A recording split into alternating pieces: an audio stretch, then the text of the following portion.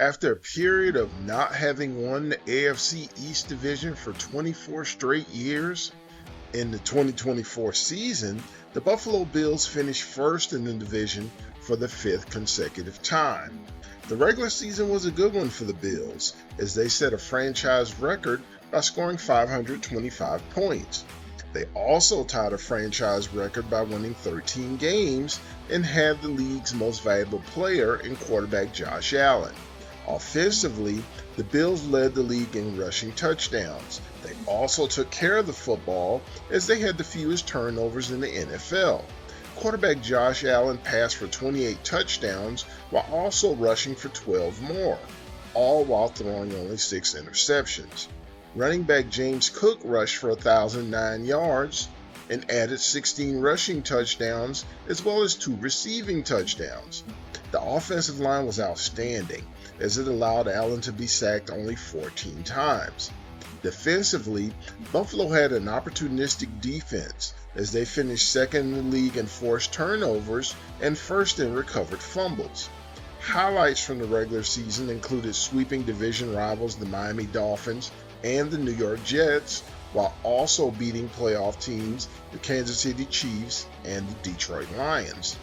The Bills went to the playoffs as the number 2 seed, where they beat the Denver Broncos and the Baltimore Ravens before losing in the AFC Championship game to the number 1 seed and playoff nemesis, the Kansas City Chiefs. Quarterback Josh Allen was the only Bill to make an All-Pro team. Running back James Cook, center Connor McGovern, and guard Deion Dawkins all were named to the Pro Bowl. Offense. And Josh Allen, Buffalo has one of the elite quarterbacks in the NFL. Allen keeps constant pressure on any defense, as he can make any throw a play might require. And if the pocket breaks down, his running ability can turn a broken play into a touchdown. Finally, when you do get to tackle him, at 6'5", 237 pounds, Allen doesn't slide often or go down easily. At running back, James Cook is coming into his own as a runner and as a pass-catching back. The offensive line does a good job of protecting Allen while also helping Cook to average nearly 5 yards per carry. Defense. Buffalo is counting on free agent signee Joey Bosa to add a boost to their pass rush, along with defensive ends Greg Rousseau and A.J. Epinesa. Buffalo also needs their impact players to stay healthy for an entire season. Standout linebacker Matt Milano missed 13 games in 2024 due to a torn bicep, while linebacker Terrell Bernard missed 4 games. Linebacker Dorian Williams looks to build on the 2024 season where he led the Bills in tackles. In the secondary, the Bills are led by safety Taylor Rapp and cornerback Christian Benford. We're going to take a time out from our story to ask you to like, subscribe, share, comment, hit that notification bell, and repeat when it comes to our videos. Now, back to our story. Coaching. Sean McDermott took over as head coach of the Buffalo Bills following the 2016 season. After inheriting a 7-win team from Rex Ryan, McDermott led the Bills to 9 wins and a playoff berth in his rookie season. After regressing to only 6 wins in 2018, McDermott's Bills have had double-digit win seasons in every year since then. In his 8 seasons at the helm, McDermott has led the Bills to 7 playoff appearances, 7 playoff wins, and 2 AFC Championship game appearances. Additionally, his 86 career wins is the second most in franchise history. He's the longest tenured coach in the division and is also one of the best coaches in the NFL. Front office. Coming from the Carolina Panthers organization, Brandon Beane became general manager of the Buffalo Bills in May of 2017. Let's check out his track record since he's been in the position. His very first pick is the best one he'll ever make as a GM. 2018 first rounder quarterback Josh Allen.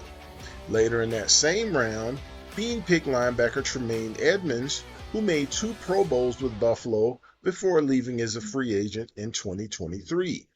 And some of his better picks as general manager, in 2020, Beane made a nice pick in the 4th round with deep threat wide receiver Gabriel Davis. He did the same thing again in that same year in the 6th round by selecting kicker Tyler Bass. In 2021, Beane chose Greg Rousseau in the 1st round. Rousseau has started every game that he's played for the Bills since then. In the 3rd round in 2021, he picked tackle Spencer Brown, who is still a starter for the Bills. In the 6th round of that same year, Beane picked up starting defensive back Damar Hamlin, who started 27 games over 4 seasons with the team. In 2022, even though he missed on his 1st round pick, this was arguably Beane's best draft. The 1st rounder that we just alluded to, Kaiir Elam, was traded after 3 disappointing seasons with the team. 2nd round pick running back James Cook is the Bills' star running back, and he has 2 Pro Bowl selections under his belt. 3rd round pick linebacker Terrell Bernard is a starter. 5th round pick wide receiver Khalil Shakir is the Bills' #1 receiver, and 6th rounder cornerback Christian Benford is a starter in the secondary. 2023 2nd rounder guard Osiris Torrance has been a starter since day 1 with the Bills. 3rd rounder linebacker Dorian Williams has turned into a starter to replace the injured Matt Milano, and he started 13 games in 2 seasons with the team. 2024 2nd rounder Keon Coleman has flashed at times, even though he only caught 29 passes over 12 starts. Also from the 2024 draft, 4th rounder Ray Davis has popped with 6 touchdowns in limited duty. Some of his okay picks began in 2018 with his 3rd round pick, defensive tackle Harrison Phillips, who was with the Bills for 4 seasons. His 2019 2nd round pick, offensive lineman Cody Ford, had 29 starts in 3 seasons with the Bills. His 3rd round pick in that same year, running back Devin Singletary, was the Bills' full-time starter for 3 seasons before leaving in free agency. Yet another 3rd round pick, tight end Dawson Knox, has started 71 games for the Bills. In 2020, Beane chose defensive end AJ Epinesa with a 2nd round pick. Some of Beane's questionable choices include his #1 pick in the 2019 draft, defensive tackle Ed Oliver.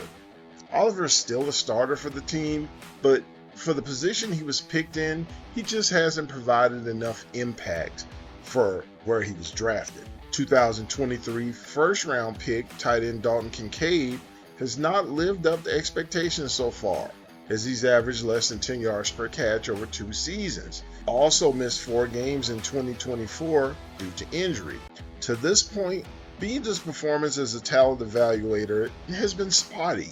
Outside of his Josh Allen selection, his 1st round picks have been hit and miss, as have been his picks in the first 3 rounds overall. Where he's done his best work has been in the later rounds, as he's acquired several current starters in the rounds 4 through 7. How has Beane done in free agency? In 2019, he made some nice signings on the offensive side of the ball to help a young Josh Allen. He signed wide receiver Cole Beasley, who had 3 good seasons operating out of the slot for the Bills.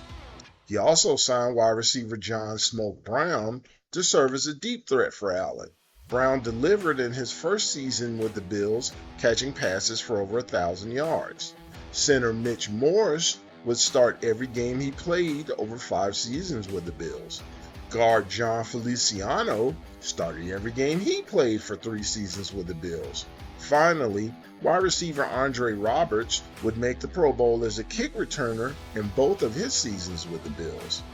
Beane's 2020 class of free agent signings wouldn't be nearly as successful. Defensive end Mario Addison helped out with the pass rush, registering 12 sacks over 2 seasons. Defensive tackle Vernon Butler was a disappointment, as he only had 29 tackles and no sacks over 2 seasons with the Bills. However, one of the biggest moves that Beane has made happened via trade. In 2020, he traded for wide receiver Stephon Diggs, The addition of Diggs immediately made Josh Allen a better quarterback, and the duo was one of the best in the NFL for several seasons. In 2021, Beane's signings of note included tackle Darrell Williams, who started every game he played in 2 seasons with the Bills. In 2022, Beane swung for the fences, hoping that this would be a move that would help propel the Bills to the Super Bowl. He signed pass rusher Von Miller to a 6-year, $120 million contract. At the time, the general consensus was, even though people understood why he was pursuing Miller, they felt like he overpaid for him.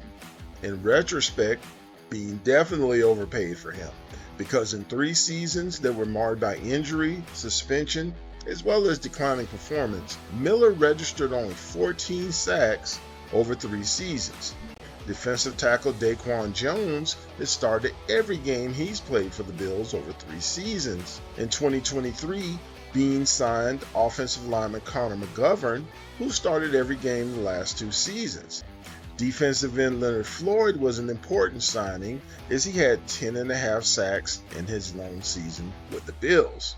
Safety Taylor Rapp, who was a spot starter in his first season, went on to start 14 games for the Bills in 2024.